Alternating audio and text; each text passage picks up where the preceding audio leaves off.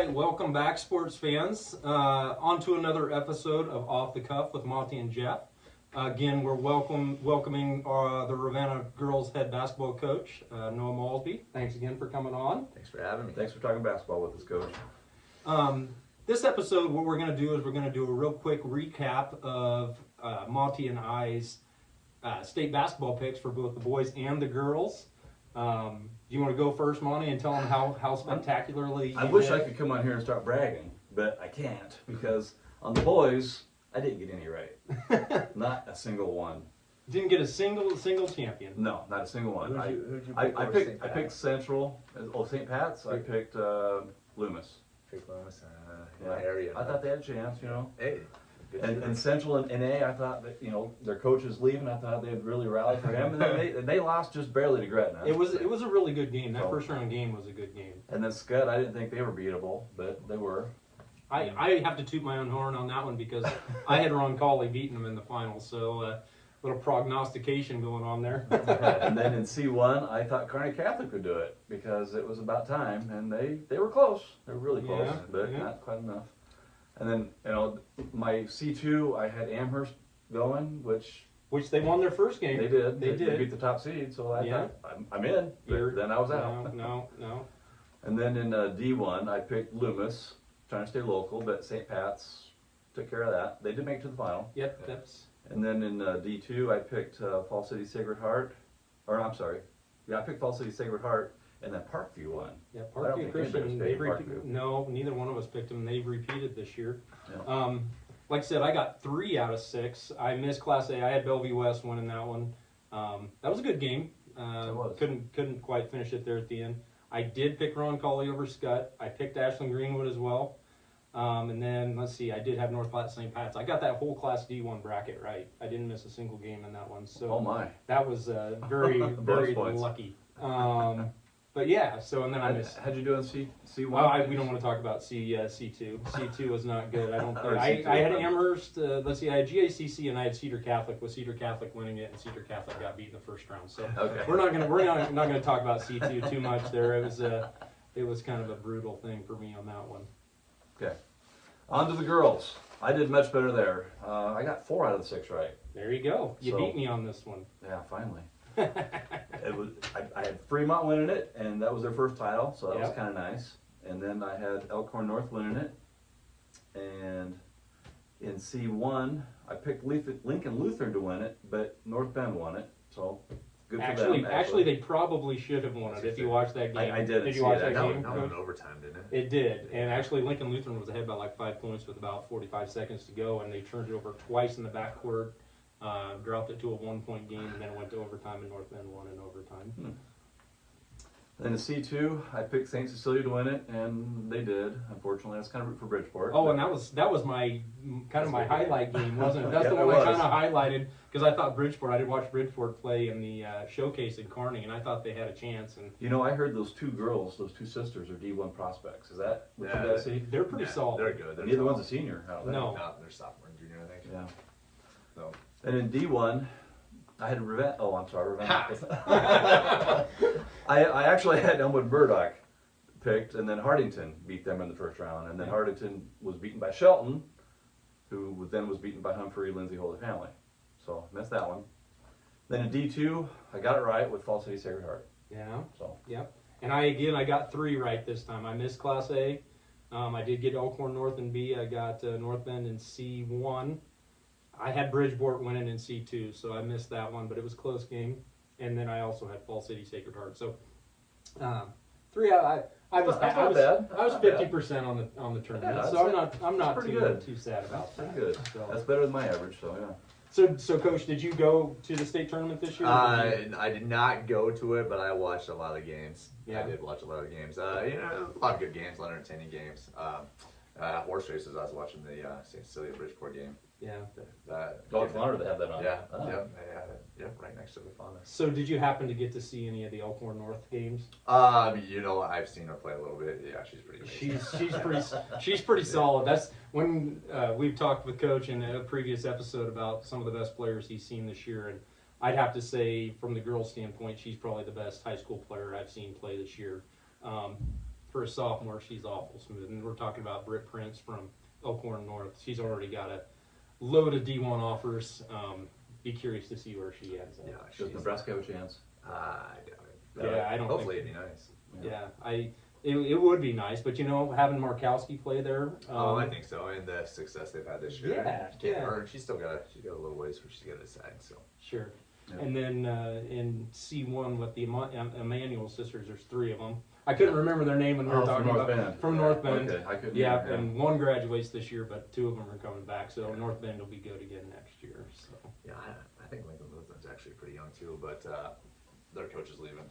I did see. Is he going to one of the new He's Lincoln going high to schools? Lincoln schools, yeah. Yeah. Yep. So I was impressed with Lincoln Lutheran. They very deliberate, Mhm. but they played some darn good defense. Probably as good a defense as I've seen against North Bend this year. As far as they controlled the pace of the game. They did exactly what they wanted. They were in position to win. Yep, they run a 1-3-1. They're really long. Yeah, that gal up top on the 1-3-1, a lot of deflections. Yep. Because they did kind of the same thing in St. Cecilia and pretty much everybody they played. I watched them play Archbishop Bergen one time, and kind of did the same thing. Yeah, they slow it down, play good defense, hard to score for the length. So, And I want to say, and this was kind of an odd fact or unique fact, they were talking at the championship game that there wasn't a single girl on Lincoln Lutheran that averaged over, I want to say 9 points a game. Oh, no kidding. So won 23 games, 24, 25 games. It and would have then been had 24, yeah. Very, very balanced team, That which is. is that's pretty amazing. So Well, yeah, deep roster, huh? yeah.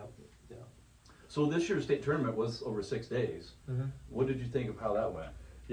like from a fan's point of view, I liked it because you guys there was good games every single day, Right. throughout the week. Yeah. Now obviously the negatives are, you start talking about, okay, what days am I going to stay? When am I coming back? It depends where you live, I suppose. It doesn't does, because even we obviously had talks about it. Like if we win the first game, we're probably coming home. Right. And then going back and then probably staying the rest of the time. But those are decisions you have to make and what you're going to do. But yeah, I don't know. I don't see it staying like this. No, I don't think it would either. It was a fluke thing this year. Yeah. But there is talk about them moving it, from the normal 3-day tournament to a 4-day tournament. And Yeah, I'm on board with that. on board with that? Oh, absolutely. So it that would depends be- on when you get your day off too. Yeah. Well, some teams could play 3 in a row. Then is that right? Or do they know how that the would ones work? that I don't think that through. I think you're always either gonna have to play 2 and then have a break It'd always and be a 1, line, or okay. go 1 and then have a break and play 2. But it is. It's grinding. Playing 3 games in 3 days. It is. And for a short bench, that would help having an extended Yes. day, definitely. Yeah. Right. Absolutely.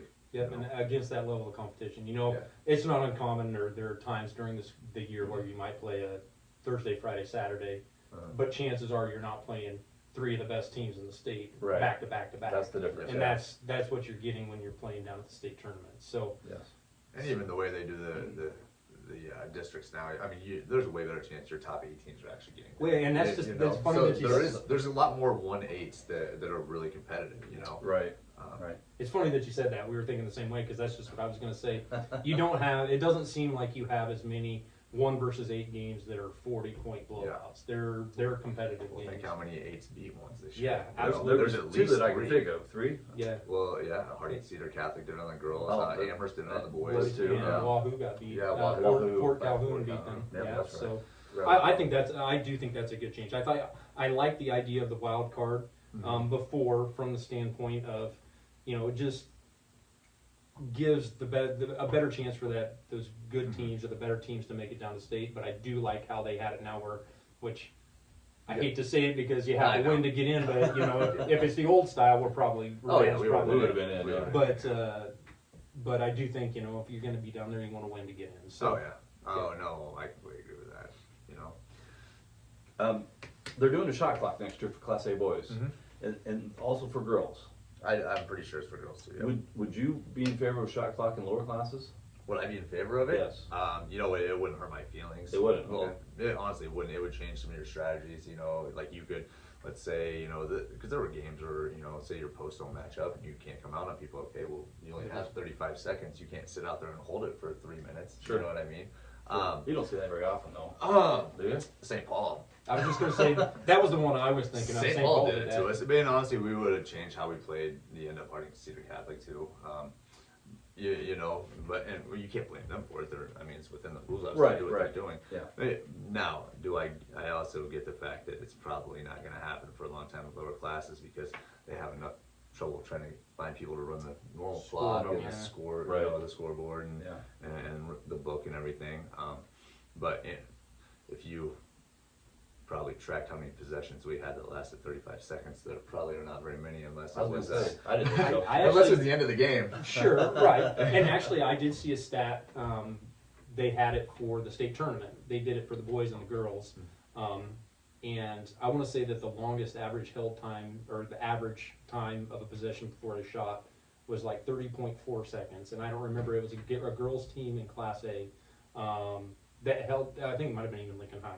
But in the boys, there wasn't a team that held it for longer than 25 seconds, which surprised me because Auburn likes to slow it down. Was this for the state tournament? This was just for the state tournament. Just for the state tournament. Yeah. And so it was a small number of possessions that actually exceeded that 35-second clock. Which, you know, Monte and I have had this discussion before. Most of the time, you're going to see a shot go up before the 35 seconds. It's the end of the game. It's stuff, the end of the so game it stuff that becomes a strategy. Like we don't have to foul now. You know? Yeah, exactly. They're going to have to take a shot. So yeah, it brings in some different ideas, some different strategy. Be curious to see how if it does filter down to lower class. Plus, we were talking. Monte and I talked. You know, there's extra expense to the school. How do they handle that? You know, another person to run the shot clock. You actually have to have 2 shot clocks then that are visible for the players. Right. So just another thing to think about. That's even like how many screw ups because the person, okay, they didn't reset it or they did Right. whatever, you know. Right. Even like high school referees aren't used to having to do stuff with the shot clock or Exactly. anything. So I mean, there's a lot more to it than just the. Be a learning curve, definitely. Oh yeah. Who knows? It probably down the line somewhere it probably is, but I don't see it probably in the lower classes in the near future anyway. We'll be retired by then, I'm sure. This guy will be. Yeah. So do you think there was any surprise winners out of the state tournament this year? Or they were pretty much all reasonable guesses. The girls' side, I think they're all pretty reasonable guesses. You know, honestly, I think Lindsay Holy family was probably one that would have surprised me the most. That's one that I was gonna say, yeah. You know, that they were what were they?